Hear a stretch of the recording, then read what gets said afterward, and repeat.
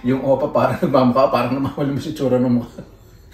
Yan, magandang araw po mga kabayan. Welcome po sa Pinilang Alabay. Nakita nyo po kanina yung Aurora Borealis, o di ba? O Northern Lights. Napakaganda po, di ba? O sa finish, Revontulet. Lulutuin po natin yan ay tinolang tahong. Sobrang sarap po, nakabili po ako ng tahong.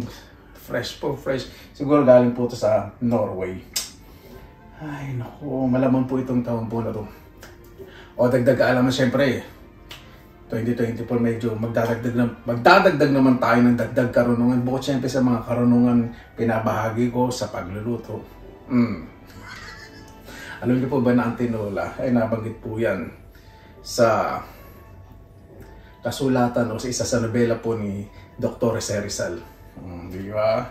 At ang tinola ay nabanggit po yan sa ating kasaysayan noong 1800. Pero hindi talaga na-emphasize kung saan talagang pinagmulan ng tinola. Pero nabanggit po doon sa nobela, tinolang manok. Pero gagawin po natin yun, tinolang tao. Start na po tayo. Ngayon po masaya-masaya po kasi yung dalawang kapitbahay ko po matanda, may mga bisita. Hindi po ko sinadya ng tubo ko, kaliligo ko lang. Parang yung natural ng pagiging opa kasi, nandyan yan eh. Nobody can steal. Hindi mananawin. Nandyan yan. Yung mga ganyan. Natural. Walang effort. Walang tusok-tusok. Natural, di ba? Opa. Opa, pagulpe mamaya. Ayan, umpisa na po nating mag-gisa. Pag mag-gisa po tayo, siguraduhin po ninyong mainit po yung pagigisahan po ninyo bago po kayo maglagay ng mantika. Medium heat po muna. Pagigisa po natin ng bawang. Pag po masyadong mainit, para hindi masunog. Para ma-achieve natin ang golden brown. Parang ganito lang. Bisa na po natin maggisa.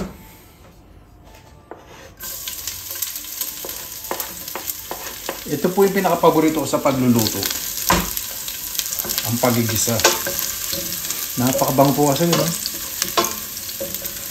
Ito yung unang step na hindi nyo pwedeng iwanan kasi baka masunog ang bawang, di ba? Kailangan halo ng halo. Sunod na po natin ang ating sibuyas saka luya. Ito po yung technique para mas lumasa po yung luya. Medyo lagay nyo na po sa medium high heat. So from medium heat, medium high heat para lumasa po. Pero haluin po ninyo ng haluin. Gisa po ninyo ng maayos. Kapag yung luya, umaamoy na po, yung maamoy na amoy, ibig sabihin po nun, maganda po yung pagkakagisa ninyo. Ayan, nagisa na po natin ng maayos. Ang bawang sibuyas at luya. Mami, may comment na ba yun? Pagluto na ito, ay tinuturo ko. Baka masarap pa yata yung version ko dyan eh. Ganito na lang gawin mo kung may anak ka. Turuan mo magluto. Na-imagine ko na yung anak mo kung paano mo i-criticize pag nagluluto. Anak mo. Palaksin mo loob ng anak mo ha. Nakapoy. Yan, di ba? Kaya sa criticize mo, na-criticize na pagkaraan ko ng pagluluto. Ako na nang kumakain, hindi naman ikaw barwa ka. Turuan mo mga anak mo magluto. Saka palaksin mo loob. Na-imagine tuloy kita kung paano mo binubungan ang mga anak mo. Kapag nalagay ninyo ang tahong, mabilisan. Ito, pwede dito yung parang naghahalo kayo ng graba o pambuhos sa pader o sa haligi. Napagawa ng bahay o bakod. Pwede yung ganun. Pero dahan-dahan ha. Kasi pag nadurog yung shell at nako, masarap yun.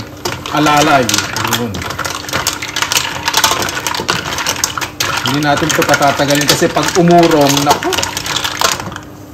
hindi masarap, maliit na yung tahong. At maglagay tayo ng sabaw. Ako po kasi, pag nagluluto ako ng tinolang tahong, gusto ko po medyo maraming sabaw. Kulong tubig na po itong nilagay ko. Kasi pag tinatagal po ninyong kumulo, uurong po ng mabilis. So, lagay po tayong asin, paminta. Naglalagay din po ang konting patis. Meron po ako nakainan sa Pampanga. in-invite po ako ng isang kaibigan ko. Yung pinugasan po ng sinaing pangatlong hugas na sinasabaw po nila sa tinola. Sarap po. Kala ko sa sinigang lang. Sa mga sinabaw din para sa ibang rekado, ginagamit po nila. Yan, takpan po natin at pag bumuka na, luto na po yun. Pag bumubuka na at nagmamadali at natatalisod pa, pag bumubuka na bunganga ng chismosa, sarado niyo na po yung pinto at bintana. Sabi saan ba ito? Sa tampalatan. Kapag medyo bumubuka na po, lahi po natin itong sili. Yan. Tayo lang po natin kumulo. Ayan, pag kumukulo na po, patayin niyo na po yung apoy. O, di ba? Bigyan niyo po ng bagyang halo. O, di ba? Ganda po. Hindi po masyadong umurong yung tahong po, di ba? Ang tataba. Tanggalin na po natin. Balik po natin ang... Just a second. I forgot something. Balik po natin ang takip. Parang init eh. Nandyan pa rin. O, di ba? Kasi kung ganun mga projection ng mga Korean na pagkakain, punta sa lugar, laging nakangiti, ganyan. Kailangan yung ma-market ninyo, hindi lang yung kakainin niyo yung sarili ninyo. Meron din po akong tanggit. Di ba? Kaya na po tayo bago kayo mabusit. Mabuhay yan! Maraming salamat po sa Panginoon. Nagsama-sama na naman po tayo. Happy New Year po sa lahat. Naway naging maayos po ang pagpasok po ng taon po sa inyo. Bago tayo mag-isa, pasalamatan po muna natin ang Panginoon. Panginoon, maraming salamat na lang po sa biyayang binigay po sa amin sa araw na ito. Naway bawat isa puro positibo na lang po. Pagpapakumbaba, pagmamahal, pagmamalasakit. Naway bawat isa pahalagaan po nilang mga taong tunay nagmamalasakit sa kanila at huwag po nilang hayaang mawala. Kaya na po bahala po sa amin. Suso ko na po namin sa inyo lahat sa kanila na sa amin. Ay, napakasarap po talaga ng pakiramdam na makabili ng sariwang tahong. Saan naligo yun? Para sa sabaw. Pero hindi po ang pakwan. Sausawan po natin yun sa hukan. Ano po, toyo na may lemon sa sili.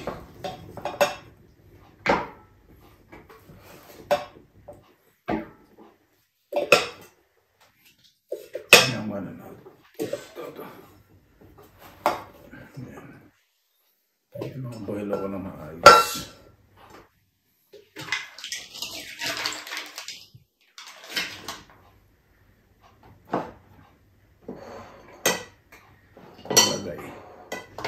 Pag kumakain po ko ng tahong, nilalagay ko po muna sa separate. Lalagyan. Kasi baka mamaya meron may buhangin, o may basag na shell, ayoko mahalo sa kanin. Para pag kinakain ko, di ba? Hindi naman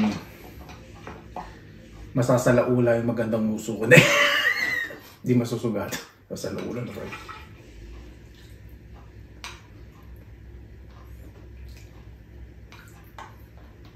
Ang kwet ng buhok ko po, ano, para po siyang yung bunot na 10 taon na ginamit.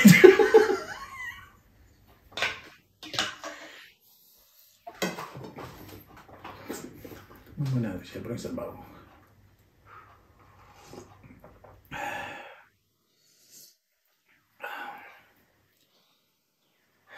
Lasang dagat, napakasarap. Ating danggit.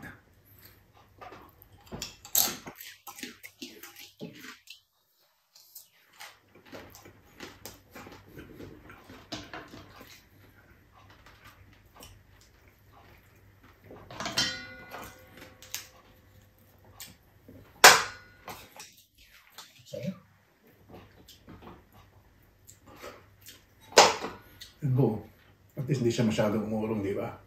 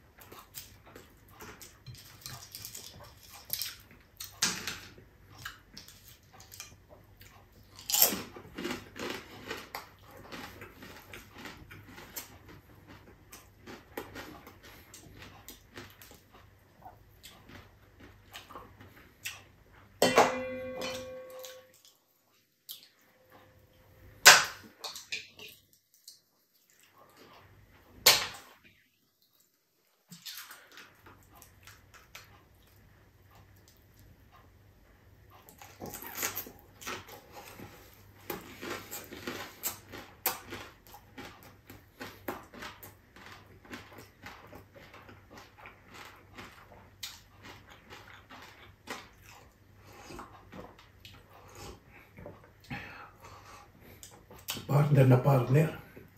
Sarap din po yung palitong galunggong. At palitong bangos. Kamis. Nakakamis.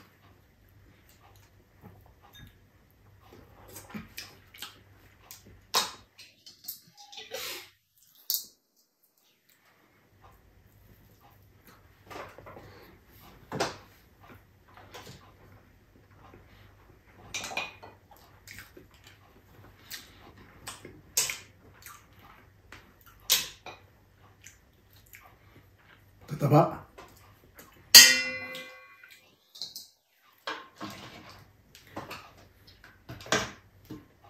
Masarap ko po. Ayan po.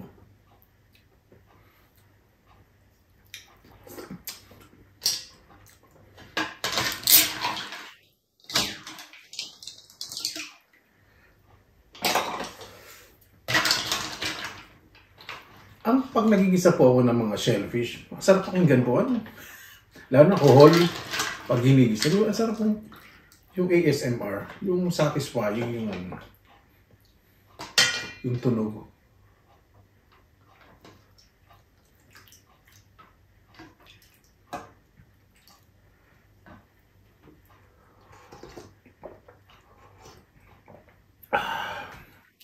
Masarap.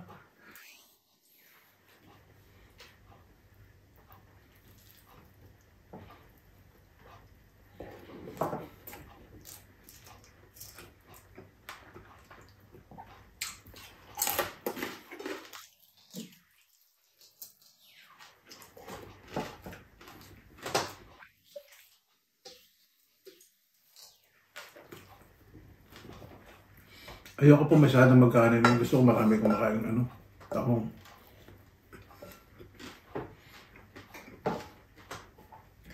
Yung tahong po ang isa sa pinaka-paborito ko rin na ulam. Sa may paritong halo, kahit daing.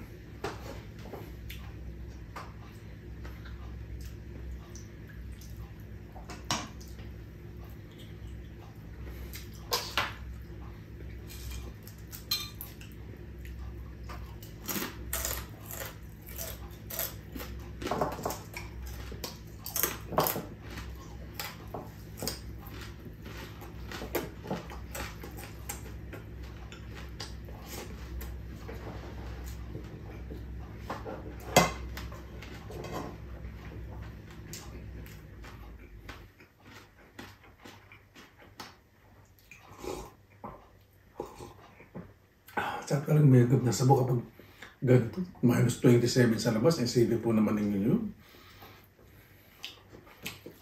Na-experience na labas ng gano'n eh. Yung tenga ko parang nadudurog.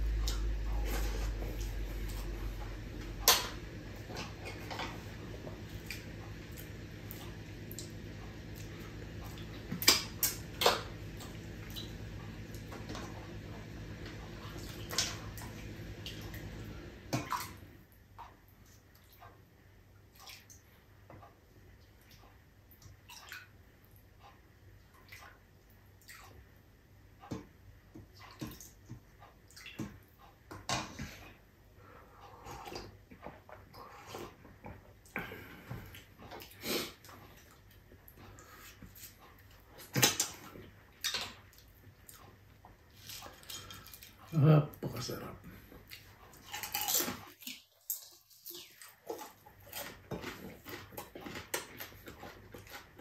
At yung danggit na nabili ko, napakasarap. Hindi masyadong maalat.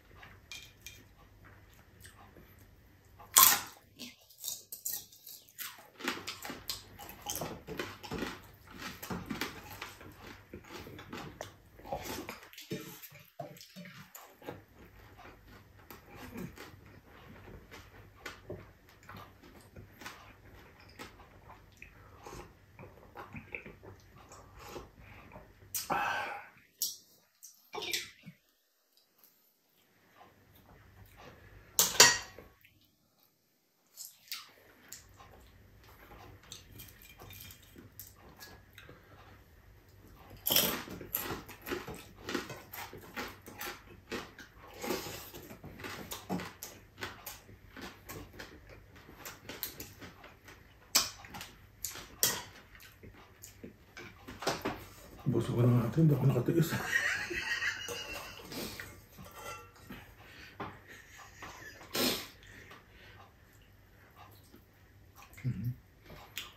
Excuse me.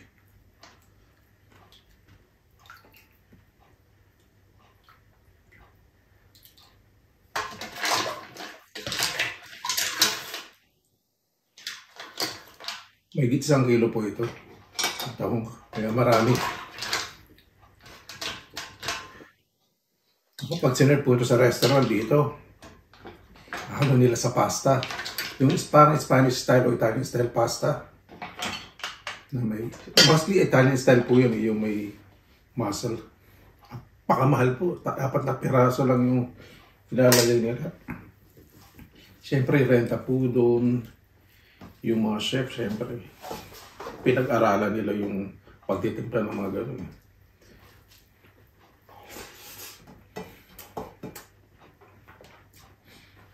Tubig kuryente, o diba? Tax pa.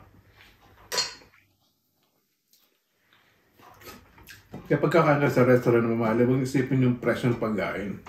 Isipin yung mga tao nagtatrabaho doon.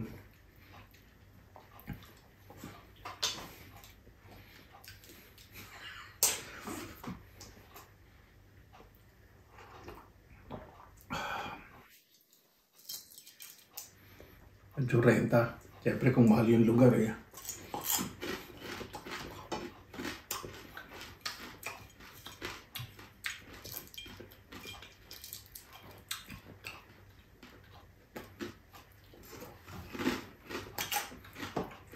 Lalo na invite kayo ng kaibigan niya.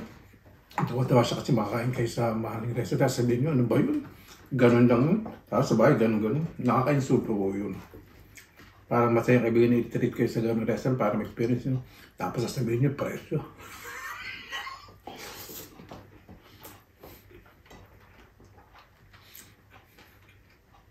Pag libre, timing na lang.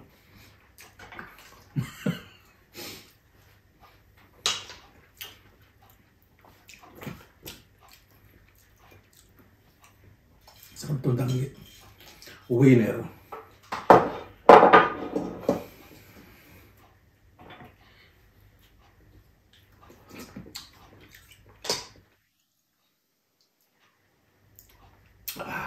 Sarap. Yung gusto ko sa sausawan. Mas lamang yung asin kaya sa alat.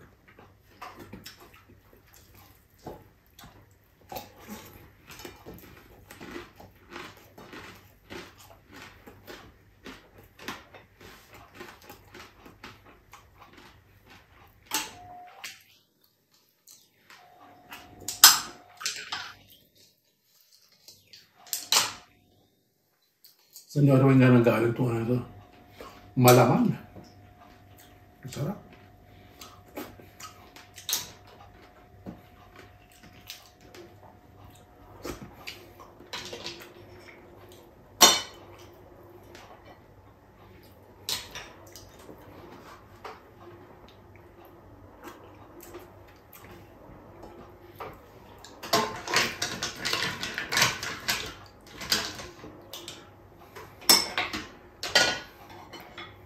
Lalo na sa Pilipinas, ano?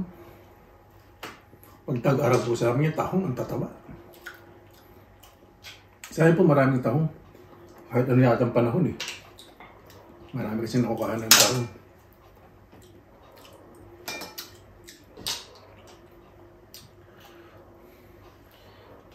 Pero mas mura pag mahal na araw.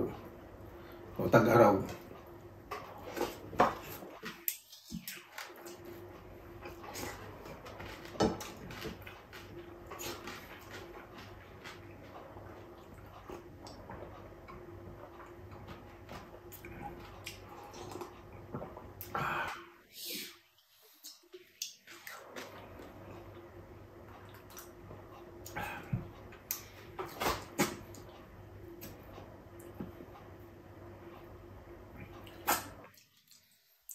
Pakwan. Tamis itong pakwan na to.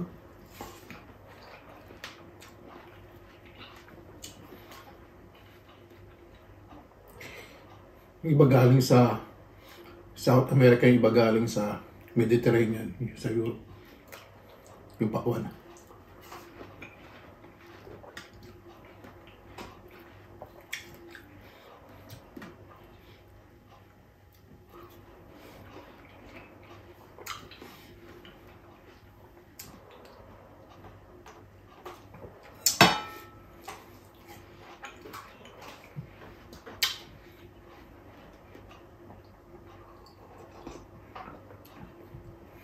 Dito po talaga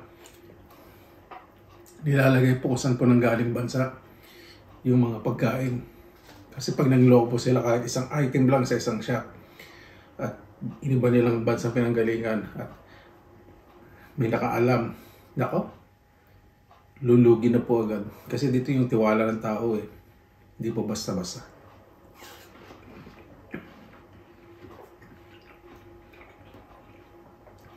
Pag nagtiwala sila at nasira, wala na po yun. Wala na. Hirap nang ibalik.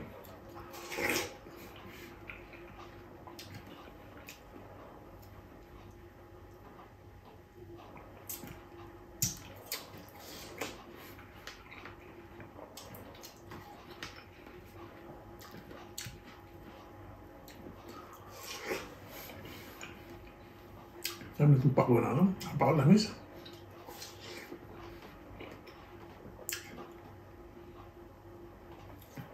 Ganyan po ako pag may kinakain ako, prito, kahit ano. Pag nagustuhan ko pa yung ginawa kong sausawan, tinutungga ako.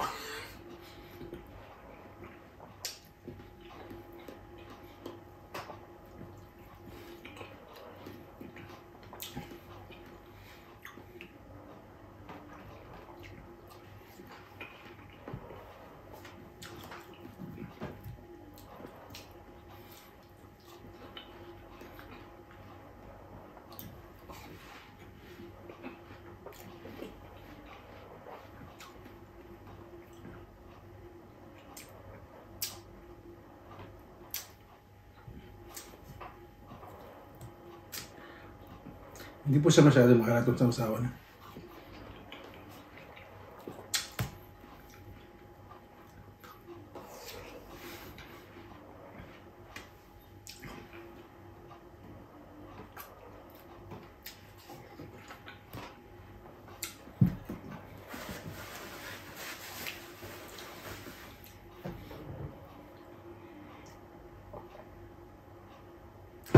Iba po inuulam ng pakwan, pero hindi ko pa po na-try.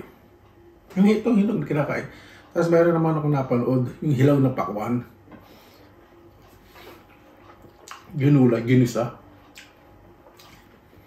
Yung talagang murang-mura pa. Ang ganyan kalito. Parang sarap-sarap. Ginisa sa kami karne. Kasama balat.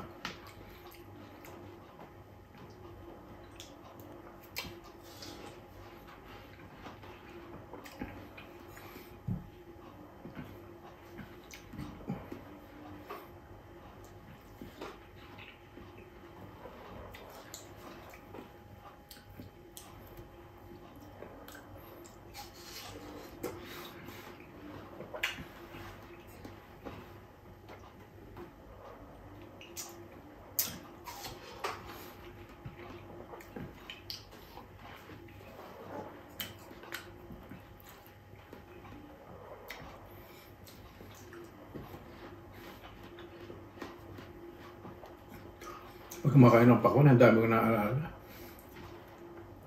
Tumalit po kami, kapitbahay namin may tayong pakwan. Elementary days po kami. Kapitbahay namin mayaman. Eh, ang bakit ba po nila nun, barbed wire. Eh, sa dulong-dulo, malapit sa ilog, sa pinakabakod nila, malapit sa ilog, eh walang barbed wire. Kaya alam, may mga punong maliit, nakailayar sa bako. Nakakalusot po kami. Pag narinig namin sa kanila umaalis, look out po kami. Lakad ba sila umalis? Kami sa dulo. Doon kami dadaan. Kukuhanin namin yung pakwan. Yung kamag-anak ko din po out bahay. Ilalagay sa niya, bestida niya. Bibit-bitin yung pakwan. Eh may muhon doon. Babagsak yung muhon. Babagsak sa muhon yung pakwan. Dead doon. Tapos kakamayin po namin.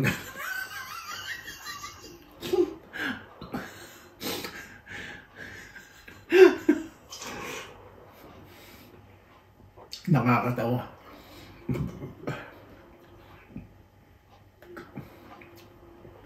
Pagkatapos namin kumain sa loob ng damit, ipapahid yung bibig. Tapos, malinis na malinis, pero yung damit marumi.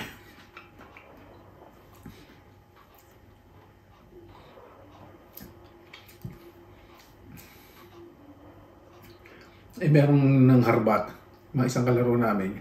Hindi kami sinama, talaga nagsarili sila. Nahuli sila, umanta, pati kami dinamay. Sabi ng ate ko, kayo ba kasama ba kayo dito sa mga nanonood? Sabi nito nasa eskwela raw, sabi ng ate ko. Ay, hindi po totoo yan. Kapatid ko nasa eskwela, kung gusto nyo po, hintayin nyo, umuwi ngayon. Tapos sasabihin nila kasama, galing magpasalat ng ate ko, hindi po gagawin ng kapatid ko yun. Sabihin pa yun, kahit na ganito kami, hindi kami magnanakaw na ganyan.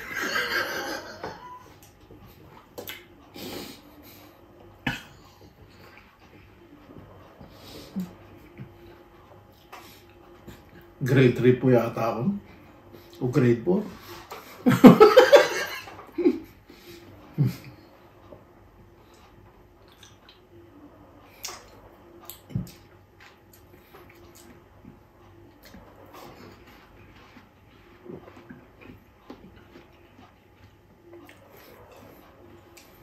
Pero hindi pa rin kami tumigil.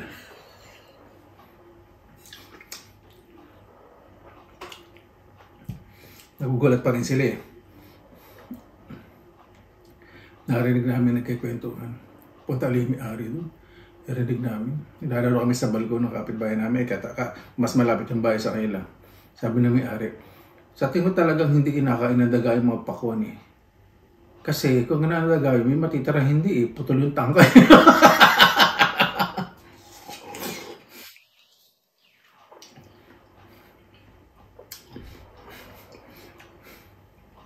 Pero tinigilan na po namin.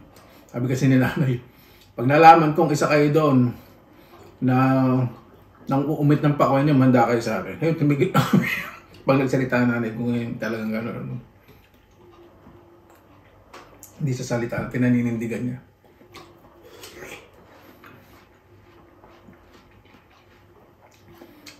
Yung papasok pa lang sa bahay, yung bunot. Asintado, yung bruha na yan. Yung bunot, pinagbalatan ng yog. Lilipad yun, makita nyo.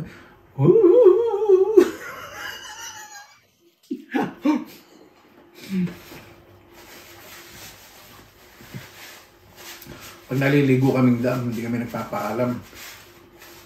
Matalino nanay ko, nakikita niya kami, namumuti.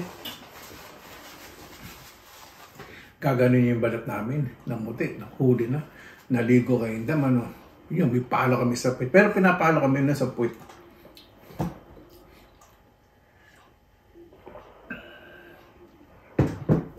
Sabi niya, tapos kami paluin.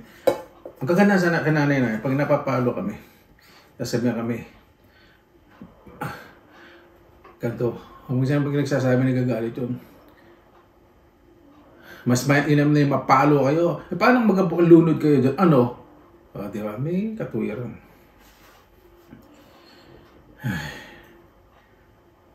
Paano po? Pagkita-kita sa salamatan po muna natin ang Panginoon. Panginoon, maraming salamat po sa biyaya po na to sa pagpasok po ng bagong taon. Naway ang mga tampo, galit, lahat po na hindi magandang nangyari ay iwanan na po sa nakaraang taon. Meron po mga pagsubok na darating po sa amin. Alam po namin meron darating pagsubok na makayanan po ng lahat, ng bawat isa. Kayo na po ang bahala po sa amin. Alam po namin kung may gagawin po kami mga mali, bibigyan niyo po kami aral at ako po tatanggapin ko po kung ano po yun. Maraming salamat po. Sinusok na po namin sa inyo lahat sa kanila sasabihin. Paano po maraming salamat na po sa inyo oras na ilan sa pinilang alakbay. Basta lagi po tayong positive vibes, good vibes. God bless. Ingat po lagi mga araw. Laban na!